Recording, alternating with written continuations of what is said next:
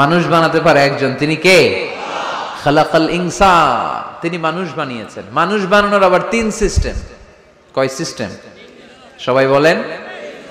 System number 1, বাবাও নাই মাও নাই, সাইয়েদানা আদম আর হাওয়া আলাইহিস সালাম। বাবা আছে, মা আছে।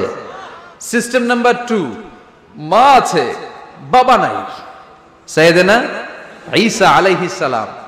সিস্টেম নাম্বার 3, আমরা সলিমুদ্দি কলিমুদ্দি যারা আছি, আমাদের মাও আছে বাবাও আছে। আবার আদম আলাইহিস সালামকে আল্লাহ তৈরি করলেন 3 সিস্টেমে। কয় সিস্টেম? সিস্টেম নাম্বার 1, মাটি নেয়া হলো, যেহেতু খালিকুম বাশারাম মিন তিন, মাটি থেকে তৈরি। এই মাটিটাকে কোরআন বলেছে তিনুন লাজিব, এঁটেল মাটি। কি মাটি? এঁটেল মাটি দিয়ে মূর্তি টুর্তি সাইজ করা যায় না। এর উপরে আল্লাহ বৃষ্টি দিলেন 40 বছর, তারপরে এটা হয়ে গেল হামাইম মাসনুন, কাদামাটি। কি মাটি?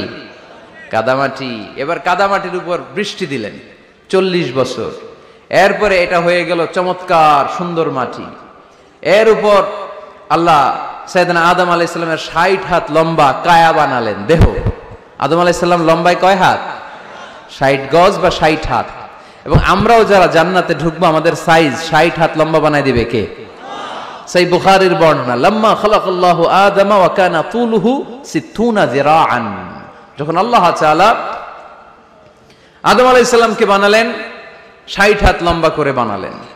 বানানোর পরে ওই মূর্তির উপর, ওই দেহের উপর আল্লাহ তাআলা সূর্যের প্রখর কিরণ আর তাপ দিলেন 40 বছর। কয় বছর? এই 3 ধাপে সাইয়েদনা আদম আলাইহিস সালামকে বানানোর পরে রূহের ফুৎকার দিলেন, আর সাইয়েদনা আদম আলাইহিস সালাম কথা বলতে শুরু করলেন। পড়েন সুবহানাল্লাহ।